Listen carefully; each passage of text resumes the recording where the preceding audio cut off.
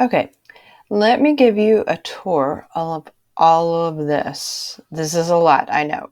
So let me just show you like a 30,000 foot overview of it. At the top, we have the title and logline and the genre. For my short story that I have done, I decided this is probably a buddy love story. So I put that up there. And I typed in the tagline or logline, sorry. And then over here, you have the litter box.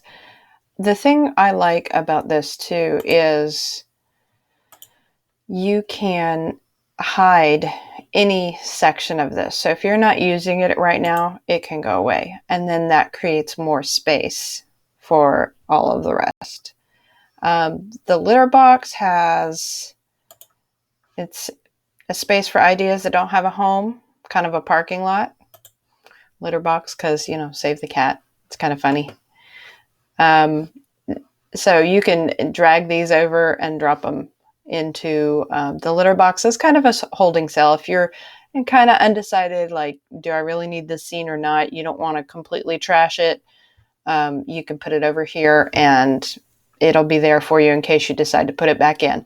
But when you print everything out, it will only print what's over here. So you can get a good view of what's there, what you need. So let's go ahead and hide the litter box. Down at the bottom here, you have lots of little places for research notes. Up here, you could do a research on,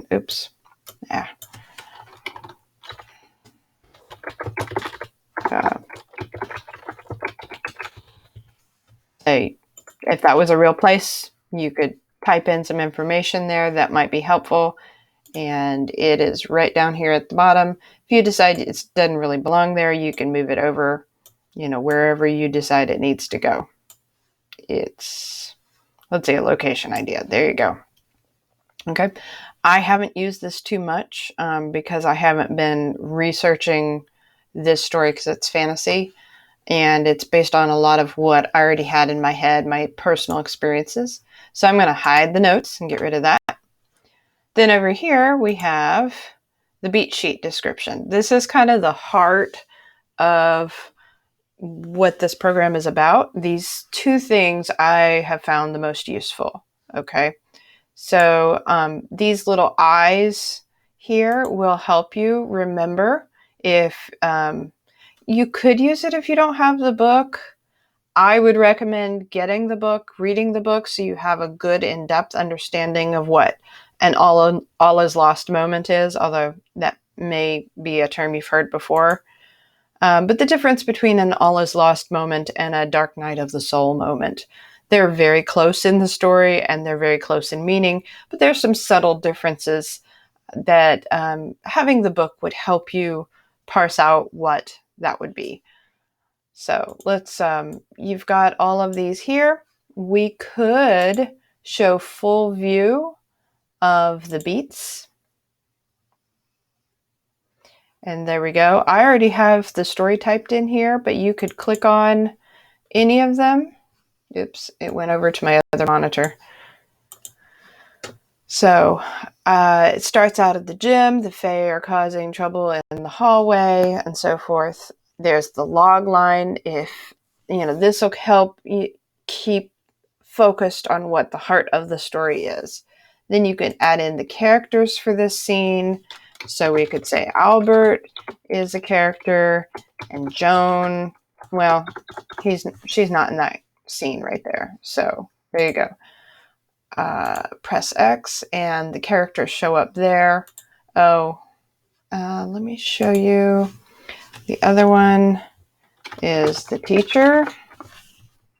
I have forgotten her name, but she shows up there. Let's see. You could add location to it. And we've got the gym. So that'll show up there.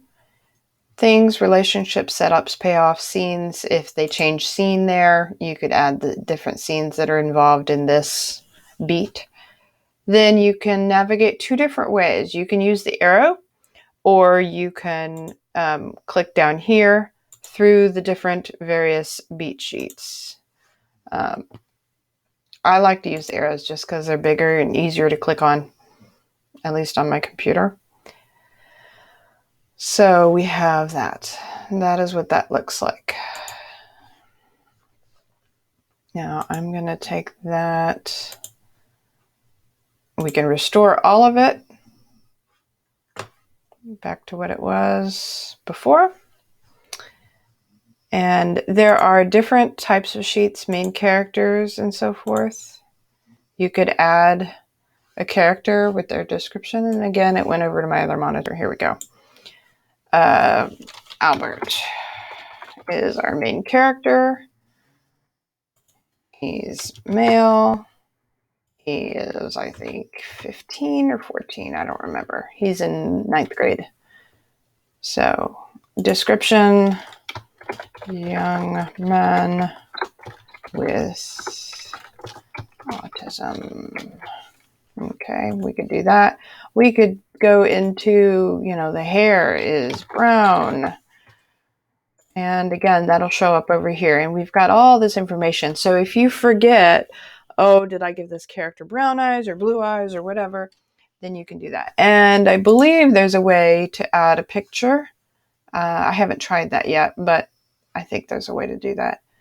You've got a tracking of the emotional state and flaws. These are good to know.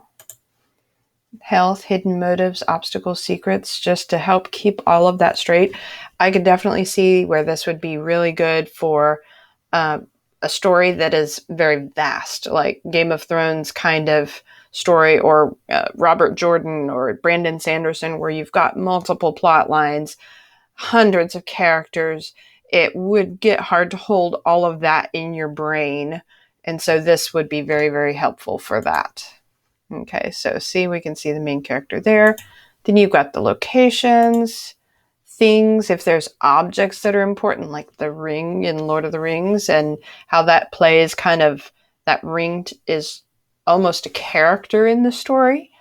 And then you have different types of relationships that you could tag in different scenes to kind of show the conflict and things like that. Payoffs and setups. I usually keep it on the beat sheet. That's what I find most useful. And then finally, you have, I'm going to go ahead and hide the beat sheet so we've got this full view.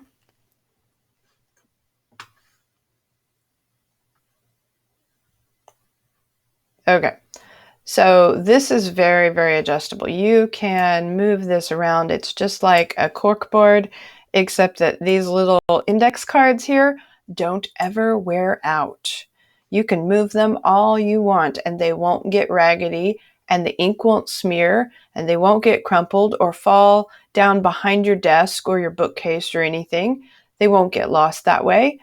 And so that's a lot of pluses for me. Plus, it's neat handwriting. I have terrible handwriting, so this is very good. This is very adjustable. You can resize it how you want. You can size it all to fit if you like it like that. I think that might be how I had it before. And I have plotted out my short story, so all of these cards fit on there quite nicely, and this is a really good view for this because it's a short story. But some of you, like if you're mapping out, that George R.R. Martin novel, and you've got all these plot lines and things like that, you might want to adjust this so that your height is like 4,000 pixels tall, or however, I don't know what measurement that is really. And that will adjust it so that you can scroll up and down through the different parts of the scenes. Now, that's really big. My computer's not keeping up with it so much. But you have lots of room to move your cards around if you want to, stack them like different plot lines and things like that. You could do that. Or the other way you could do this, I'm going to change it back to default and give it a second. My computer is old and slow and kind of glitchy. You keep seeing my background pop up there. And now you can see there's only 4 cards on here because it now is very, very horizontal. This is the default, and it automatically moves the cards. They're kind of locked into place. Like this is going to be page 2. This is page 17. This is page 23. Okay. So we've got all these scenes. This is too big for my teeny tiny little short story, but it would be very good for a larger novel, give you more space, so that if there's too many cards for those pages, they will overlap. And so, you want to be able to read them. So you might want to make it wide, but for the short story, this works good. In the next video, I will go into my short story and you can see how this helps me as a writer. But this is the functionality of it all. Okay.